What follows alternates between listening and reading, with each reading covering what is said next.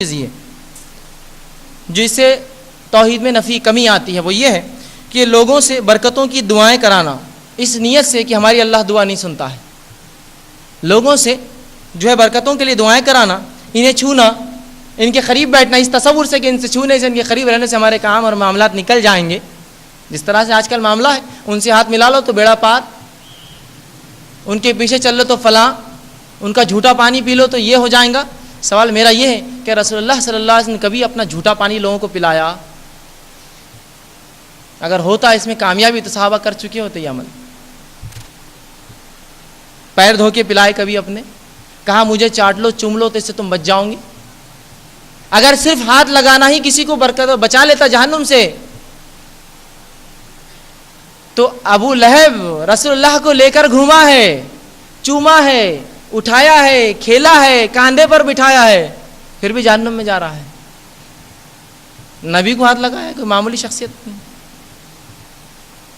خوش ہوا تھا، مٹھائیاں بانٹی تھی کہ میرے بھائی کو لڑکا ہوا، اپنی لونڈی کو آزاد کر دیا، آج تو آزاد ہے، میرے گھر بھتیجا ہوا ہے، جا.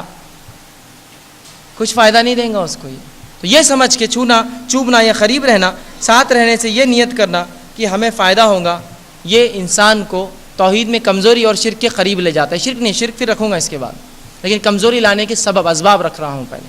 اس کے بعد دوسرا، کچھ لوگوں کے تعلق سے یہ جو ہے معاملہ رکھنا یا یہ جو ہے مبالغہ کرنا یا یہ سوچنا، یہ باتیں کہنا کہ یہ حد سے تجاوز کرنا کہ یہ اللہ کے ولی ہیں، سیلف ڈیفائنڈ ولی، خود ساختہ بنا دینا یا خود ساختہ بن جانا، میں اللہ کا ولی ہوں، خود ساختہ، اور ہم بنا دینا تم اللہ کے ولی ہو. ایک سوال ہے میرا ادنا سا، اگر اس ملک کا پرائم منسٹر آپ سے یا مجھ سے کہے کہ یہ میرا دوست ہے تو میں کیا کہوں گا اور آپ کیا کہیں؟ آپ کہیں ہاں پرائم منسٹر میرا دوست ہے نا. اگر ملک کا پرائم منسٹر مجھ سے کہے کہ یہ میرا دوست ہے، میں کہوں گا ہاں میں دوست ہے. لیکن اگر میں آپ سے کہوں پرائم منسٹر میرا دوست ہے، آپ بولیں گے بیوقوف آدمی ہے.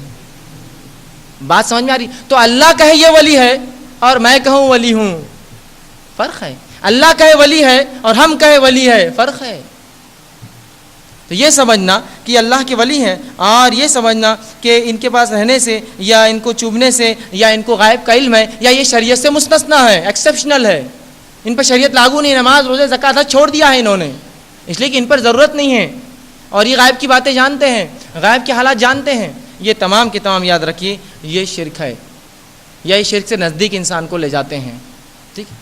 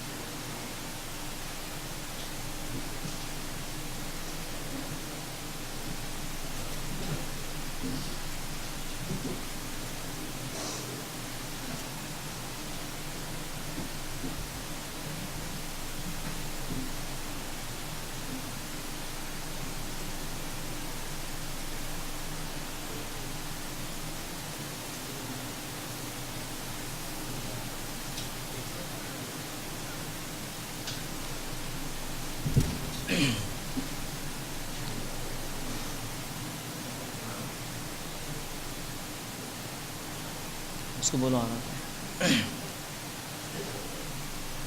تو بہرحال اس طرح کے عمل کرنا یا یہ سوچنا کہ کچھ لوگ مستثنا یا غیب قائم رکھتے ہیں، یہ بھی شرک سے نزدیک. اسی طرح علم نجوم پر بھروسہ کرنا.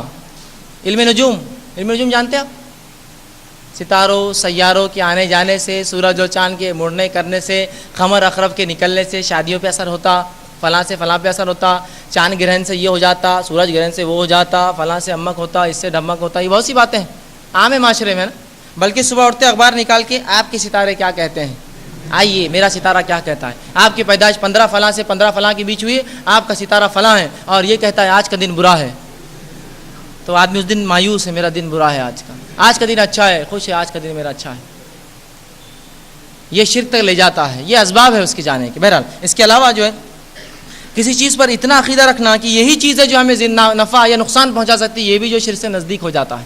یہ بھی ایک سبب ہے کہ یہی ہے جو ہم کو نفع اور نقصان پہنچا سکتا ہے. اتنا تصور رکھنا، یاد رکھیے یہ بھی اس کے نزدیک. اسی طرح جو ہے تقدیر کو برا بھلا کہنا، یہ بھی انسان کو شرک سے نزدیک لے جاتا ہے. گو یہ شرک نہیں ہے لیکن یہ اسباب ہے. اسی طرح جو ہے یہ کہنا کہ جو اللہ چاہے اور جو تم چاہو. رسول اللہ صلی اللہ علیہ وسلم ایک بار صحابی نے کہا اللہ کے رسول جو اللہ چاہے اور جو آپ چاہے, تو کہا تم نے تو مجھے اللہ کے برابر کر دیا. یہ کہو جو اللہ چاہے اور پھر جو تم چاہو, یا جو میں نے چاہا, یا یہ کہو جو اللہ نے چاہا اور پھر جو ہم نے چاہا. یہ مت کو اللہ اور ہم نے جو چاہا, یہ تو پھر تو اللہ کے برابر ہو گئے. یہ بھی شرک کر لے جاتا ہے. اسی طرح جو ہے وقت کو برا بھلا کہنا, وقت کو برا بھلا کہنا یا کوسنا, اسی طرح تقدیر کو کوسنا, جس طرح سے معاملہ ہوتا ہے انسان کو شرک تک لے جاتا ہے. جیسا ہمارا ہی گھر ملا تھا کیا, ہمارا ہی بچہ ملا تھا کیا, پڑوسیوں کے پاس تو بہت دولت ہے, ان کا چوری نہیں ہوئی, ہمارے پاس ہی ہو رہی ہے. برا بھلا کہنا تقدیر کو, یہ بھی اس کے نزدیک ہے. اسی طرح جو ہے زندہ چیزوں کی تصاویریں بنانا اور گھروں میں لٹکانا, یہ بھی ایک سبب ہوتا ہے جس سے لوگ شرک کرتے ہیں. اور انسانیت کے شرک کرنے کا پہلا سبب یہی تھا, تصاویر, جو نوح علیہ السلام کی قوم کے ساتھ ہوا. اور جو ہے اللہ اور اس کی تعلیمات کا جو ہے مذاق اڑانا, یہ بھی انسان کو دھیرے دھیرے جو شرک تک لے جاتا ہے. آئیے وہ چیزیں جو ہمارے معاشرے میں پائی جاتی ہے جو شرک ہے بذات, انشاءاللہ وہ نکات چند رکھوں گا, بہرحال مکمل